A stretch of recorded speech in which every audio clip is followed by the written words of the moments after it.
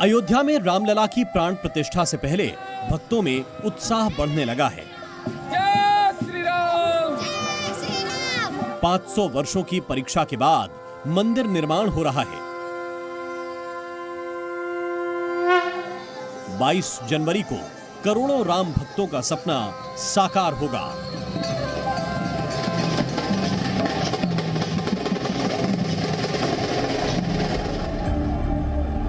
मंदिर निर्माण में आंदोलन का अहम रोल है और उसी आंदोलन से जुड़े कई ऐसे चेहरे हैं जिनकी चर्चा कभी नहीं हुई।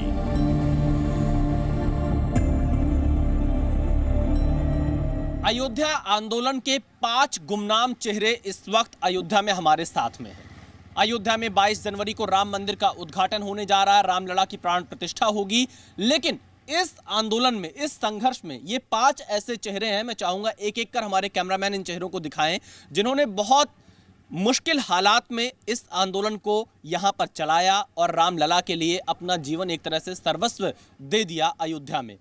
इन 5 चेहरों की अलग अलग कहानी है और इनकी अपनी अलग अलग दास्तां हैं। इस आंदोलन की कहानी हम इन्हीं की जुबानी सुनेंगे, लेकिन ये 5 चेहरे, ये 5 ऐसे किरदार हैं जो अयोध्या आंदोलन में आपने आज से पहले नहीं देखा होगा, लेकिन इनका योगदान बहुत बड़ा रहा है। 1992 में वो दिसंबर का ही महीना था जब राम मंदिर आंदोलन चरम पर पहुंचा और कार सेवकों ने कुछ ऐसा किया जिसे तत्कालीन सरकार भांप नहीं पाई। अशोक सिंघल, लाल कृष्ण आडवाणी, मुरली मनोहर जोशी, कल्याण सिंह, उमा भारती, विनय कटियार समेत कई लोग आंदोलन का प्रमुख चेहरा थे। मगर इस आंदोलन को धार देने में लाखों कार सेवकों का भी योगदान है, जिनमें कई चेहरे चर्चा में आए, लेकिन ऐसे लोगों की भी लंबी फेहरिस्त है जिनकी कहानी दुनिया के सामने नहीं आ सकी। ऐसे ही एक आंदोलनकारी अयोध्या के सुधीर हैं। सुधीर उस वक्त हिंदू जागरण मंच के वार्ड संयोजक थे। 28 अक्टूबर 1990 को उन्हें कार सेवा का आदेश मिला, जिसके बाद 71 लोगों की टीम के साथ वो आगे बढ़े।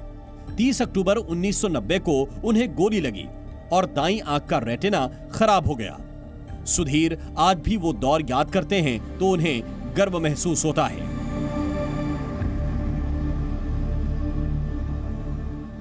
सुधीर जी वो शख्स हैं जिनको 30 अक्टूबर 1990 को गोली लगी थी। एकादशी का दिन था और परिक्रमा उस दिन हो रही थी। सुधीर जी उस आंदोलन में शामिल थे। सुधीर जी, मैं चाहूंगा आप सीधे मुझे उस तारीख की पूरी घटना बताइए जो आपके साथ हुई थी, क्योंकि आपने मुझे भी थोड़ी देर पहले दिखाया था कि आपके यहाँ पर गोली लगी थी इस हिस्से पर। जी, रेटिना हमारा ख़राब हो गया, एक राइट हैंड का रेटिना ख़राब हो चुका है। हम उस समय हिंदू जागरण मंच के युवा वार्ड के संयोजक थे और 28 अक्टूबर को हमको ये आदेश हुआ, हमारे जो अध्यक्ष थे राजकुमार सचदेवा जी, बिशंबर सिंह जी ने, कि आपको कार सेवा करनी है, आपके साथ पूरी टीम आपकी रहेगी।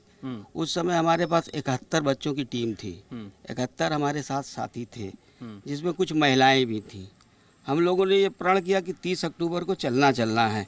30 अक्टूबर को सुबह हम लोगों ने 6 बजे अपने घर को छोड़े हैं और सारे लोग इकट्ठा होकर के गए, लेकिन पुलिस वालों ने साहेबगंज पुलिस चौकी पर हम लोगों को रोक लिया और जाने नहीं दिया। लेकिन बाएं हाथ साइड पर एक रास्ता जाता है जो बहादुरगंज होकर के अयोध्या को जाता है।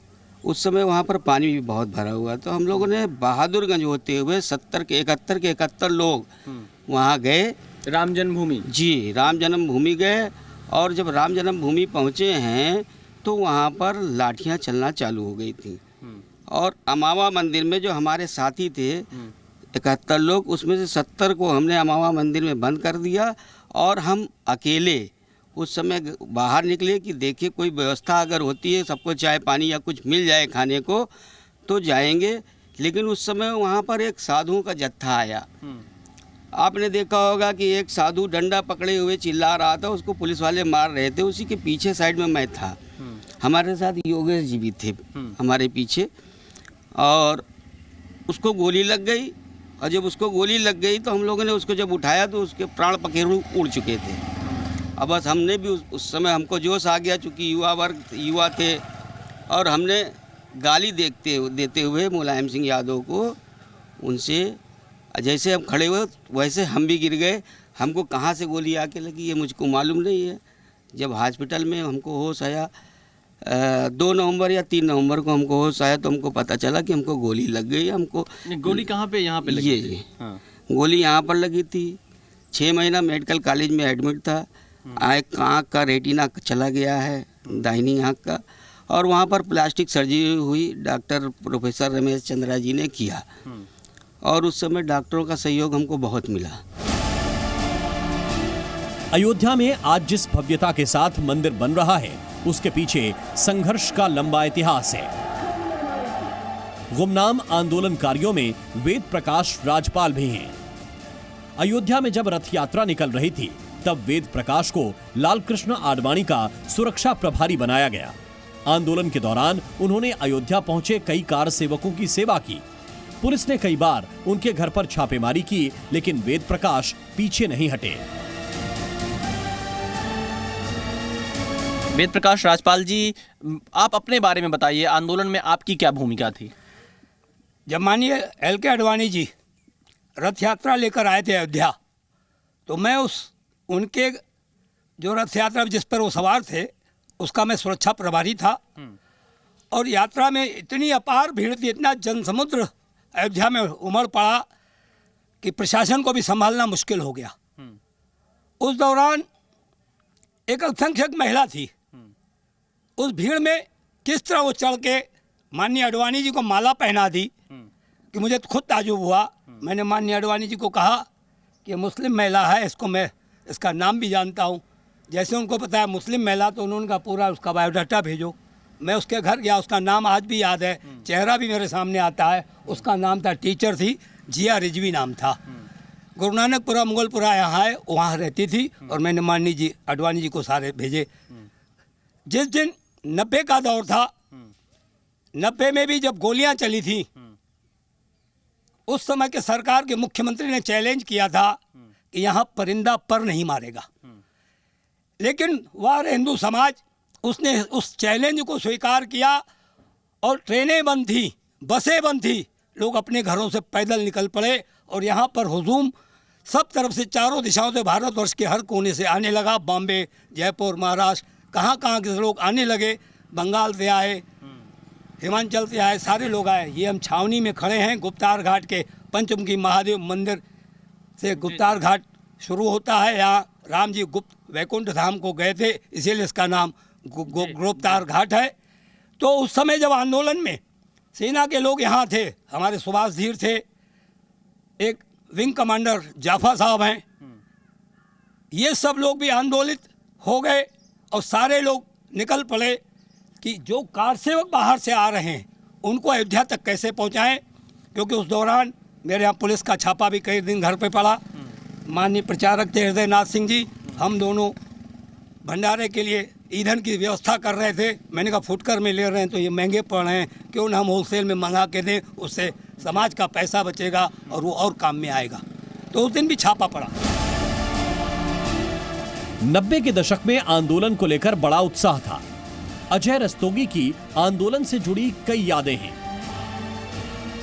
अजय रस्तोगी को कार सेवकों के खाने का इंतजाम करने की जिम्मेदारी दी गई थी।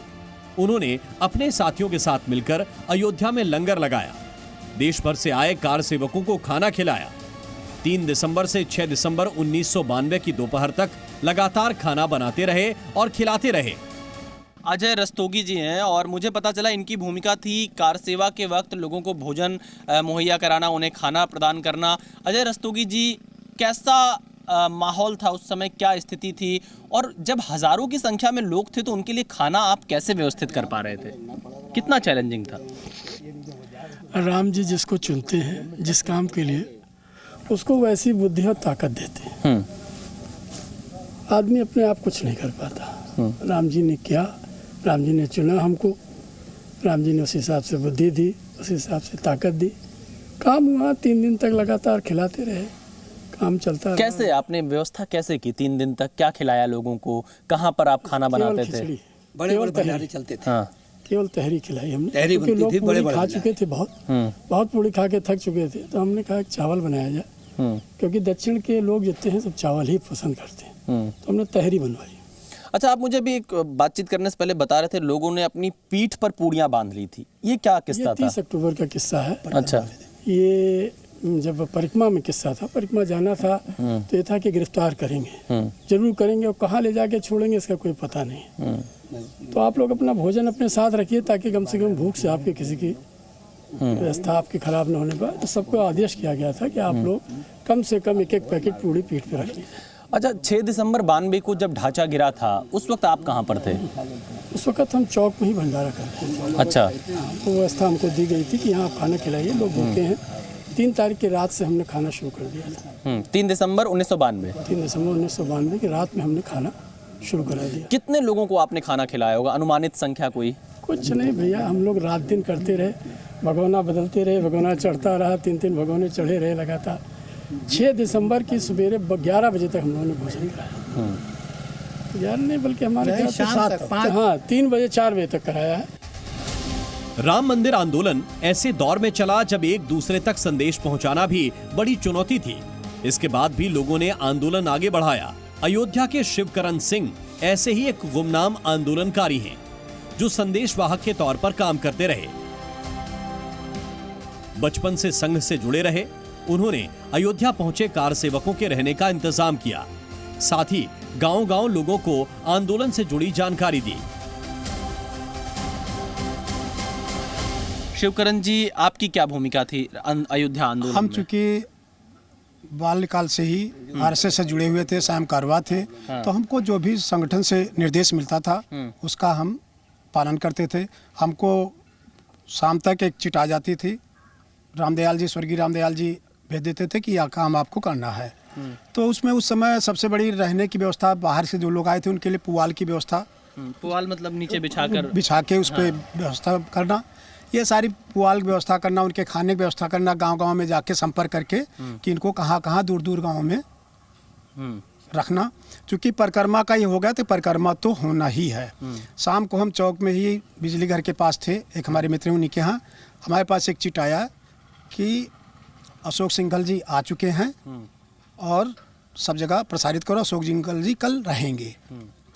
तो कैसे प्रचारित? उस समय तो मोबाइल भी नहीं रहा होगा, व्हाट्सएप भी नहीं चलता, कुछ नहीं। चिट पीठ के प्रचार किया। हाँ। चिट आती थी। हाँ, नहीं, आप जब आपके पास चिट आई तो आपने कैसे प्रचार हम किया? अपने जो नीचे लोग थे, प्रमुख कार सेवक जो हमारे साथ थे, तमाम लोग, उनको सबको हम दे देते थे। मुख्य शिक्षक और जितने अपने कार्यकर्ता संघ वाले थे उनको दे देते थे। वो बहुत बड़ी टीम थी उस समय, अयोध्या फैजाबाद नगर की, और वो उससे ज़्यादा प्रचार मोबाइल नहीं कर सकता है। अच्छा।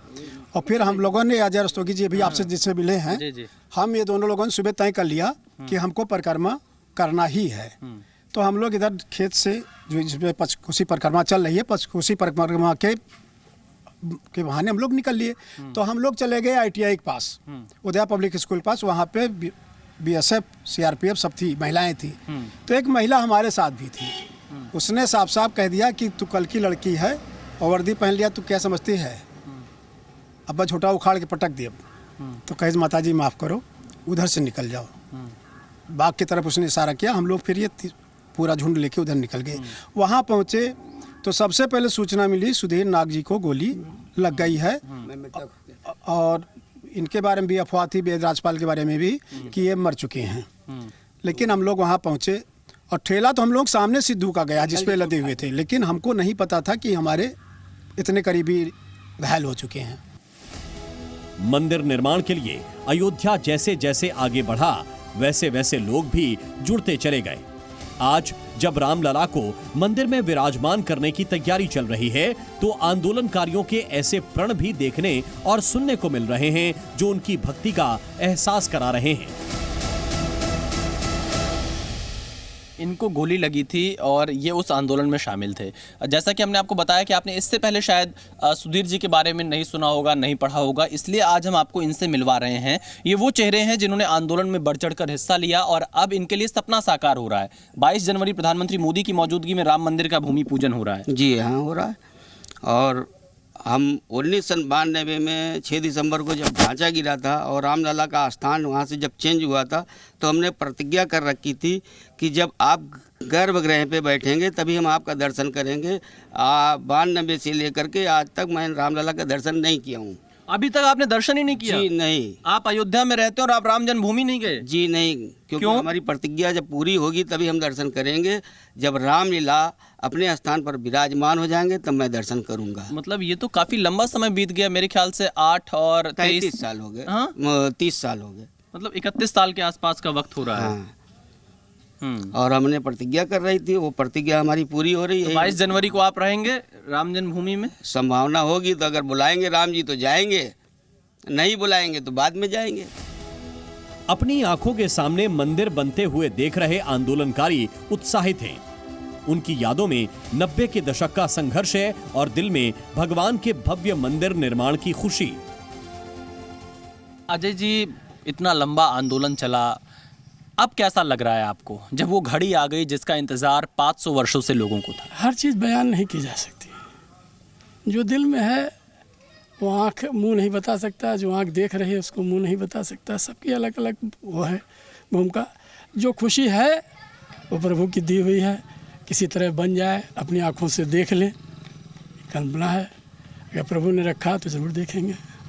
प्रधानमंत्री मोदी मौजूद रहेंगे, अच्छी बात है, जो भी करेगा उसका नाम तो है ही है। दिन में बस हमें तो ये खुशी है कि राम जी आ रहे हैं। राम जी आ रहे हैं, इससे ज़्यादा खुशी क्या हो सकती है। जिन लोगों ने आंदोलन में बढ़ चढ़कर हिस्सा लिया उनमें कुछ चेहरे ऐसे भी हैं जो अपनी अनदेखी से आहत हैं। 22 जनवरी के लिए भी वो रामलला के बुलावे का इंतजार कर रहे हैं। कि आपने इतना बड़ा आंदोलन देखा, अब कैसा लग रहा है जब प्रधानमंत्री मोदी की मौजूदगी में राम मंदिर का हम लोगों का तो ये था कि कब उद्घाटन होने जा रहा है, राम जन्मभूमि कब बनेगा, राम जी कब अपने स्थान पे आएंगे, ये हम लोगों की परिकल्पना थी और आज वो साक्षात पूरा हो रहा है। तो ये तो प्रसन्नता ही है। लेकिन ये अभी दीपोत्सव इतने दिन से हो रहा, हम लोगों को कभी इसके लिए उपयुक्त नहीं समझा गया कि हम लोग दीपोत्सव में भी चले जाएं किसी को उपयुक्त नहीं समझा। और बुलाएंगे राम जी चले जाएंगे, जैसे इस आंदोलन में गए। अगर नहीं बुलाया गया तो बाद में दर्शन तो हम करेंगे ही।